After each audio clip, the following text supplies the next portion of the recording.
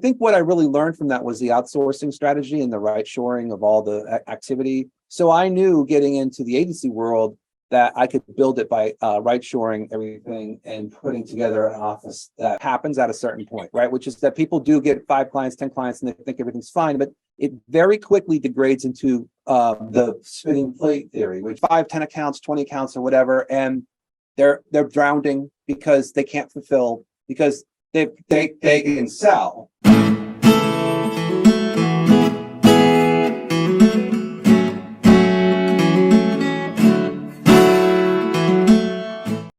All right, beautiful, sexy motherfuckers. We have a genius here, my man, Matt Coffy. What I love about Matt, by the way, is like Matt's in the trenches actually running an agency. His agency is called Practice Bloom. They do a bunch of cool stuff in the medical space. And what we wanted to bring you guys on today is Matt has built what I think is one of the coolest fulfillment systems that you guys can potentially swipe and deploy in your agency using ClickUp, so that, as I would describe it, the trains run on time. So Matt is also a super cool dude, and he's a musician, as you guys can see, rocking all the gear behind us. He's about to run to a show. So thanks for making time for us, brother. Thank you. Hey, Frankie, you're the only guy I trust in the internet.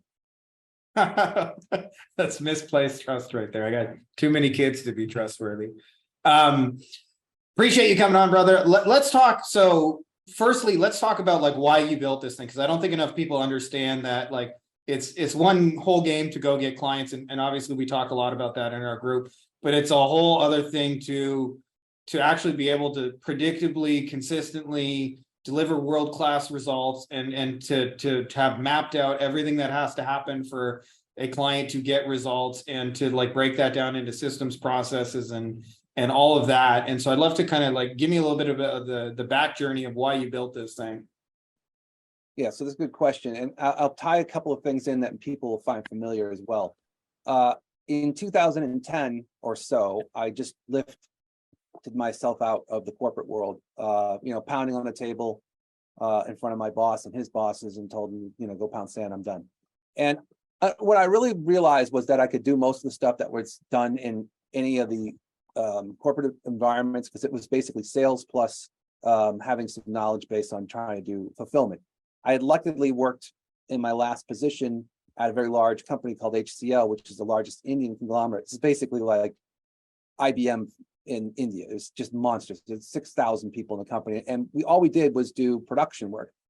And I think what I really learned from that was the outsourcing strategy and the right shoring of all the activity. So I knew getting into the agency world that I could build it by right shoring everything and putting together an office that was based off of a completely virtual strategy. And so we did that over the last couple of years. 2013 or 14 is really when I kind of really started. I think I fooled around like most people do for a couple of years until they kind of get their head on straight. And then we went into production. I think in the game plan of life, things changed pretty rapidly, especially through the mid 2000 teens, when there wasn't any of this stuff. There wasn't GHL, there wasn't funnels, there wasn't, it was all, Can I just add on that? The first landing page I built took me a month. And so I thought like without trying to sound like too dirty here, but I thought long and hard about what to actually say on that page, because it took me a month to build it, right? You don't just build a page willy-nilly. Right. And so all that stuff had to be manually done. And so obviously building out an agency and getting clients and finding a niche and all that stuff happened over the period of that time. The partners that joined me, or the people that joined me, were substantial in sort of directing us into the first initiations of like getting this together to make it more operationally focused. As you probably know, Chase Buckner, who's the guy at GHL that everybody sees on all these videos, was my VP of Ops for 5 years. And we put together basically a GHL before there was GHL. We had to mechanically put it all together with different pieces. And inevitably, when he moved over to GHL around 2018 or 19, somewhere around there, because he basically got shanghaied from Sean, we had already basically been established. We were customer number 114 with Go High Level. So we were really in the initial stages of what their building was. So we understood the mechanics of it. So we started to build it out the way we would do it. And that a lot of the intelligence of the initial snapshots were from us from the very beginning.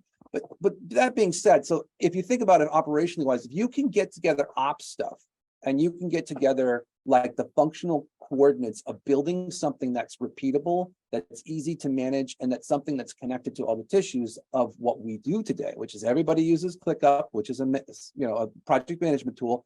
Everybody should be using Stripe or some sort of connected accounting and financial system. And then everybody uses Go High Level, and typically we'll tie that back to either Google Docs or something that's simple to get sort of, content built out. But I think the concept of, what you just said, which is, why did I do it? Well, it was just an evolutionary process. And now 2023, I have 32 people in the company. We have hundreds of accounts. We are, doing things at a speed that I could have never preceded before. We load last month, we loaded about 55 new clients on board. And these aren't SaaS clients. These are just general clients, like not just SaaS, but can I just say on that point, a lot of times people think like, why do I need these systems? And if you got, 5, 10, 15 clients, maybe you don't.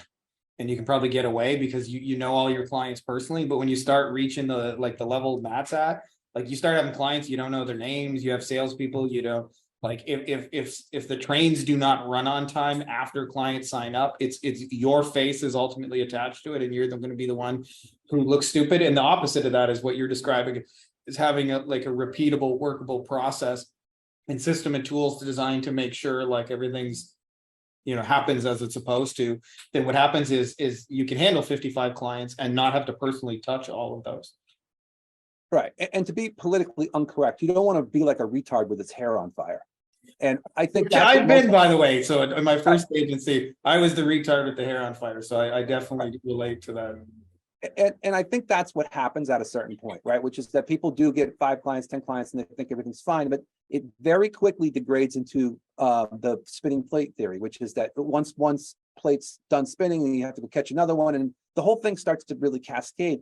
But if you have structures and systems and infrastructure that's all zapped together, or web hooked together, let's just say, and all the systems talk to each other. So when you place an order, it goes through a system of conduits that strip out what needs to be done and delivered into what conduits that need to get the people engaged, and that can be anywhere, right? That doesn't need to be someone's office.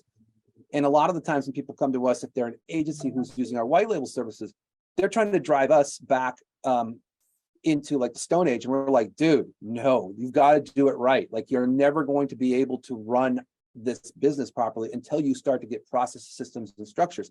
Now, I'll be the first one to admit that none of this is ever perfect, and it changes every day. In fact, we're always evolving as a company and always evolving the processes. But the basic foundation, the pillars that come down into the infrastructure of trying to build out processes that will be able to be scaled on top of whatever else comes down the pipeline. I think we've done that. And I think that's where this conversation should go, so that people understand you don't have to go nuts. I think you have to think about, like, when you get to a certain level, the whole thing starts to become a game of how do you keep customers, not necessarily how do you get them to 1000%, by the way. the door. That's a writer downer for those of you guys who don't know that. Obviously, our good friend Josh Nelson wrote a book on that. I'm a big fan as well of Never Lose a Customer Again by Joey Coleman. But churn is the enemy. Especially as you get bigger, like what you'll find is, like, you have a real reputation in the industry. Like, people talk about you and your company behind your back. And if you're not managing the churn, like, you can't just fix that with more Facebook ads. If you got, 100 different people in your industry saying, like, I would never hire those people again. Yeah, and a lot of it comes down to the same thing that we talk about with a lot of the people that we work with, and this as well. We're really here to help people guide themselves as a business, right? So it's just not about your ads and your marketing capability. It's your ability to coach the client into a better realm. So if they trust you, you can screw up a little bit, and you can have ads that are off. In fact, I just got a phone call from a client of ours. I thought it was like a telemarketing call. He was just calling me saying, hey, no one's called me back. You never called me back, blah, blah, blah. I'm like, what is this about? And he's like, and I realized that the person was out of office. And I'm like, oh, okay, well, that was a mistake. But the client trusts us. They're like, okay, we're not going anywhere. We just, there's a problem. But I think you you elevate yourself to a certain degree when you start to give the coaching level, which can only happen if you've got that structure in place where the people come on board, they have a comfort feeling as they come on board because they're being shuffled through the system. They go, okay, like this is only taking a couple days to get started. Some people are on me and they're telling me what to do. And a lot of what I see in the agency world is that people get an account and then it's like, then what? Yeah. And I think that's a big question mark, right? And And if you're then whatting it, just so you know, like that's when clients are gone 3 months later because they can tell, like, you haven't done this before, you don't look like a pro, you don't look like the kind of company that just on stuff, you just look like, you know, a single freelancer trying to kind of make it up as you go. And there's definitely an evolution you go through as a company when you go from like freelancer just kind of winging it to like real company that has standardized ways of how you deliver excellent results and experiences for people. Right. And this goes, again, you are what you do what you say what you do. I mean, even if you look behind me, the big, huge banner, my band's there. How do I get, you know, how did I end up playing with 38 Special and George Thorogood and all these like luminaries? Well, it was a process. Like I had it figured out. Like I have people who book my shows. I've got professional people in the band. People always show up. We're always consistent. Like there's a big consistency thing that goes through with everything that you have to do. Your reputation is one thing, but producing results is the real element. Because if you produce results and you do the things that you actually say that you're going to do, the customers will stick with you through thick and thin. Yeah. But that comes from that initial foundation. And so what we've done, and as I sent to you, and anybody can watch the video, can probably attach the link to this, and that would give people a really good idea of what we do.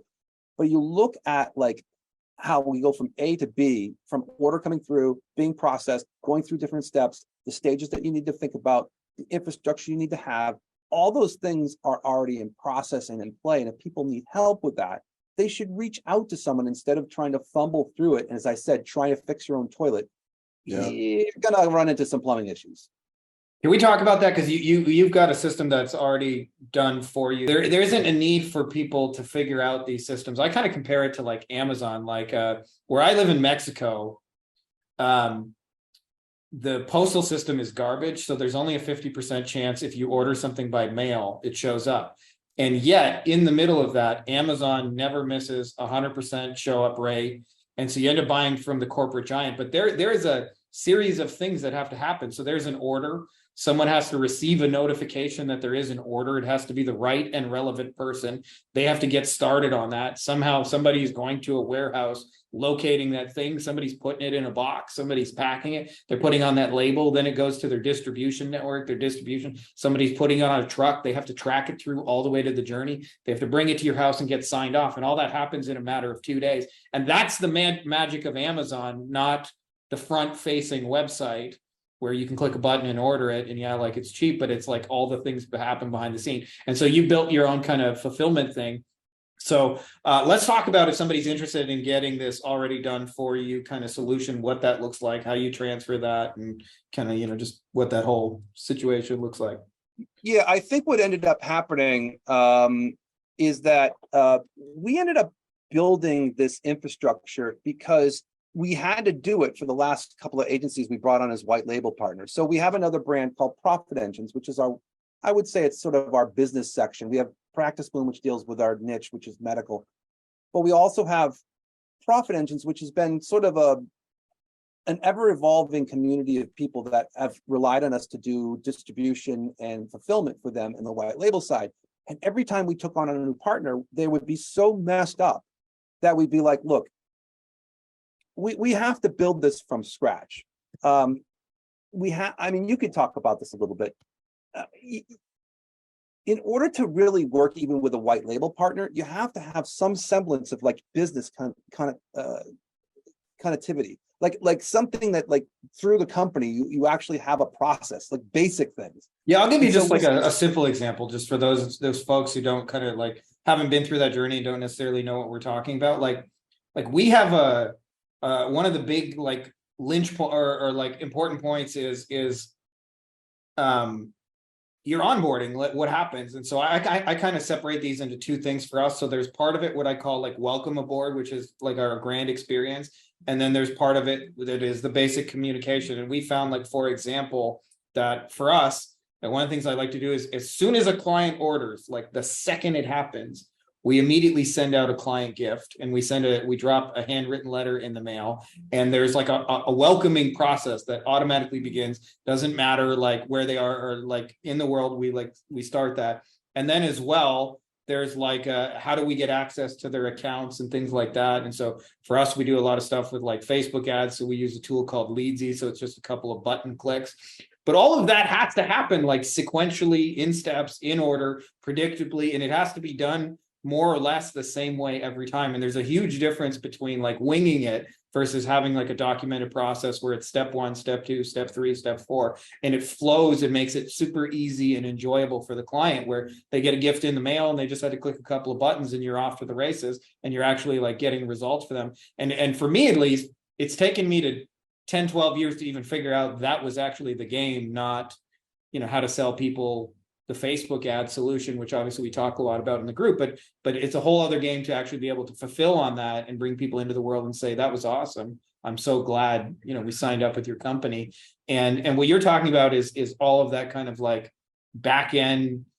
I don't even want to say checking boxes, but just going through those almost like a checklist, step 1, step 2, step 3, and having your entire deliverable organized so that people can walk in and not only that, so it can be communicated by different team members, because there may be, like you're using the Amazon, where there may be 5, 6 different people who touch that same box, and there has to be a structure, some kind of project management or a tool where everybody can get on the same page. And not only that, it has to be organized in a way where everybody can look at it and sort of easily make sense of it, because I've seen a lot of project management where people have built something that's so confusing the owner can't even tell you what it is. Right. And so what you just described is, in retrospect, what we see a lot in the market. Again, I'm not paraphrasing everyone, but most people who come to us who are white labelers, who are just, they're in maybe 5, 10 accounts, 20 accounts or whatever, and they're drowning because they can't fulfill, because they can sell, which is probably the most important thing in the entire industry, right? If you can sell, then you're good. You just have to figure out the back end. And me being sort of, as an owner of a company and knowing all these pieces, I've had to go through it when I started, just like anybody else. I had to do all the heavy lifting of every piece of the business until I got to a point where now I have a team that does it all. But to look back and to talk to business owners who are at that stage where I'm like, look, yes, you could bring us in 6 new clients today that you found somewhere lying in the street that they're willing to sign a document to get going. But it's also now if you're going to build a company and you're going to now say, all right, I'm going to do this, and I'm going to now go to now 12 accounts or 24 accounts. Like, so when do you start to get your infrastructure in a position where you can take on that amount of action and not have to be concerned about the unlimited amount of slippage that happens when you start to run a business, right? So if you look at it from a journeyman standpoint, back in the teens or 2000 teens, everything that we did had slippage. There was always something that was getting around something, whether it was a payment that was lost, there was a thing that wasn't connected because it was not built out properly in the back end, or it was a trigger that wasn't set in a automation. Like there's like literally 1,000 pieces to this now. And when you start scaling, all those pieces need to work, and they all need to be sort of organized to a degree that a monkey should be able to press a button and make it happen, right? Oh. And I always said the McDonaldizing of this business is really where I wanted to go. And we finally got there. And what we've been able to do is go back to other agencies and say, we can go and just replicate what we've done, because we've had to do this for other agencies, because it became so annoying for white label partners that came to us that weren't organized. We basically had to organize them, and we rebuilt their agency just to get them so that they could work with us. And we kind of realized that we did it a couple of times, and we're like, now we have it all built out because we had to systematically build out their infrastructure based off of what we knew. So we would rebuild them as we went through the ordering process. And now we were like, well, this would be great for anybody who's trying to like build their agency. We could connect ClickUp, we can connect Stripe, we can connect Slack, we can connect all the pieces that you need to do, and then build it for you in the first month, and then go along with you for the next 6 months to ensure that you have actual compliances and make sure you're doing it right. So that literally by the end of 6 months, it's almost like going through a college. Like you'll come out with a fully functioning agency with fully functioning operations. And, you know, I do one side, which is I'm on the sales support structure strategy, and then my ops person who does all the robots and things that are non-human builds all the infrastructure. And so we kind of came up with an idea, like we could give this to other agencies if they wanted to invest in it. And to tell you the truth, I've had one conversation since I had this light bulb off with someone who is a complete zero, which I'm really excited to get him on board. He's had no training. He's had no nothing. He doesn't even understand what niche to do. He's literally at ground zero and he wants to do it from there. And I'm like, that's the guy I want. I want someone who's literally has no idea. He got kicked out of his corporate job 3 weeks ago. And he's like, oh, I got on this GHL call. I want to do it. I'm like, okay, like, let's do it the right way to start with. And it will be interesting to see how that develops. But go back to your point, which is, you know, how does this help other agencies or help your community? The problem that I see again is it's not necessarily that you can't do this on your own. And it's not necessarily that you can't figure it out. But the question mark for you or for anybody who's listening to this is how much pain tolerance and effort do you want to go through versus going to be in a situation where you know it's done. Like there's certainty. Like Tony Robbins always talks about, if you have certainty that your business would succeed, like you do so much better in your conversations because you know that things will be fulfilled, like you know things will be done. So when you get in these conversations with people like, yeah, I got lock, stock, and barrel all set. I got the whole thing worked. I have a real machine. Now that conversation when you're with a client, I think goes a lot smoother because they'll ask those questions that now you have covered. You can sell anybody you want, but now you can fulfill anybody you want. So I think those two things combined were what the light bulb that went off my head.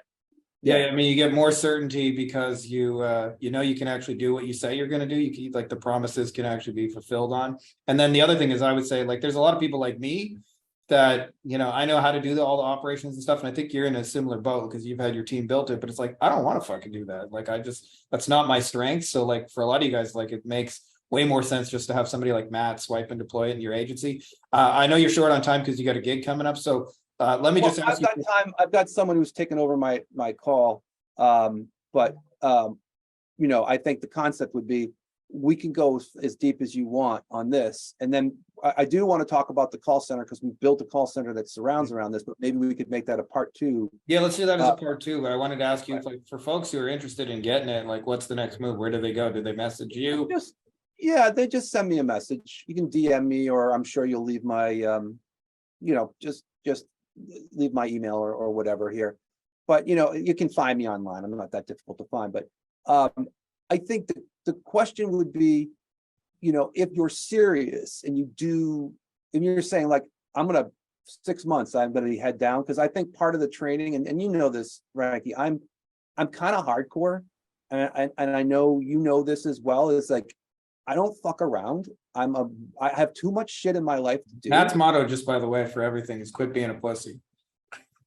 Yeah, that's okay. I mean, that maybe the true one is live louder, because I think that a lot of people are just pussyfooting around in their life and they can do a lot more. There's a lot more that you can do. Maybe you've legitimized the theory that kind of, and I've broken a few hearts on some calls about, like, for me, maintaining the ethos of trying to not necessarily look at like a motto but just trying to enjoy like what you could possibly do. And I think people are very condensed into their head. And I was this way too for a long time, where they're really limited by not necessarily the things that are around them, but they're limited to, like, I think setting some goals that are just not preposterous. And I think, like, I told my team, like, we're going to do 100 accounts a month. And the literally my team, you could watch their faces just start to melt, because they're like, this is back in January, February of this year. We were only doing like 5 accounts, maybe 10 accounts a month. And I said, we're going to get to 100. And people are like, oh, and lo and behold, we're already over 50 last month. And, and this isn't just SaaS. I mean, it's SaaS plus services. So it's not like, I'm putting in $99 accounts. These are all, substantial or higher accounts in a mix of SaaS. But I think the reality is that ability, and same thing was like, to go with my band and go play in front of famous acts and stand on stage and meet my heroes and literally shake hands and have my heroes watch me and tell me we're awesome. And like that type of stuff, you have to really set audacious, like ridiculous goals. And I think people are afraid to like step up a little bit. I used to use that word a lot. I don't even think step up's the right word anymore, because I really do think it's like you're going to die at some point. You better hurry the fuck up and get stuff done. Yeah. So maybe I think that's a way deeper thing than probably we're talking about right now. But I think pondering the fact that like you're actually going to die, and when you realize that is a certainty, like you start treating the time as what it is, which is finite, and realizing like I don't want this to take 10 years if I can do it in 10 weeks, right? Oh, 100%. And the timing factor here is interesting, right? Which is that you're sitting right here and I'm sitting right here, and it's someone's listening to this right now. And the question is the timing of what they'll do and how long it will take to take action to do it, right? A lot of people spend way too much time thinking about stuff and never executing. A lot of people come to me and they want coaching, and I say, okay, I'm going to royally kick your fucking ass all fucking month. You're going to come back to me 2 weeks. You're going to have shit done. You're going to do it. And I'm like, okay, I'm going to get prepared. Let me get prepared. I'm like, there is no preparation. It's just like, if you want to do it, like, let's do it. Let's make sure your momentum is there and that you have the skill sets that you have to develop that can be done. But that value of having, I think the level of making sure that you're not afraid to just get your feet in the game sometimes is the hardest thing. It's like that. Yeah, and it's usually, by the way, I find that a lot too, because my audience is generally like smarter people. I find like it's easier for dumb people just to go try shit because they don't have all like the overthinking. It's us who have backgrounds in corporate, and like I was talking, I went to school to be an engineer, and I studied. It's almost always smart people that get stuck in overthinking. It's never an issue for dumb people. So it's kind of a blessing and a curse. The other thing about being smart though is you can take intelligent, calibrated actions, which dumb people aren't always capable of doing. So there's a blessing and a curse in it for sure. Well, brute force and ignorance is a great way to go about life, because you kind of just don't know, right? So you just break down the door and it just goes through, right? It's very simple. Like sometimes that works too. And for sure, I think when you look at like if you're a GHL person, if this is your thing, you're like, I'm going to be a GHL agency. Again, you could do anything. Most people use GHL in this industry. You don't have to. I mean, we were an active campaign. We were literally on their homepage at one point. And before GHL was around, but you could use anything. But when you get down to the nuts and bolts of it, the opportunity right now is pretty sizable, right? So there's not like something stopping anybody from doing anything. Like it's literally just like you have energy, and the energy quotient will equal like your positive experience. The positive experience can be pushed into another person, and that person goes from where they are now to where they're going to be if you give them a good sales strategy. And once that's done, like once you provide positive energy to someone, then it's just execution. So that's why I think we've tied ourselves into something that's been very interesting from a production standpoint, where it's like, let's help people. Like you don't have to, again, this is a sales pitch. I'm like, you can ask me questions. I think the concept would be, what do you want to do? Like, what do you want to do as a company? Like, what do you want to do? What's your number? What do you want to think about getting towards? And then like work it backwards. It's not hard, but you have to take the steps, right? And you know this, it's not easy because a lot of people will wait on the side of the pond until basically the alligator drags them in. Yeah. I was actually one of those. I dreamed about being an entrepreneur for, I don't know, like 10 years. And then the whole job environment, like 2008 was coming, and it really kind of hit my local area in 2007, a year before everybody else.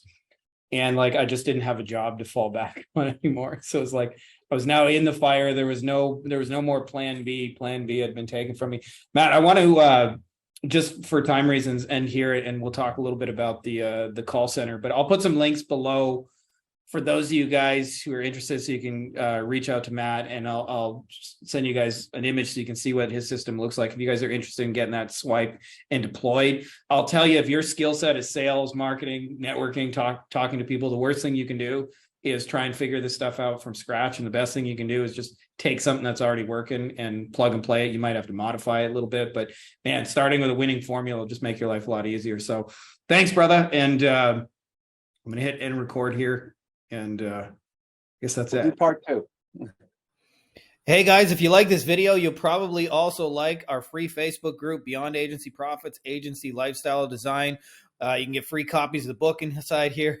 I look ridiculous.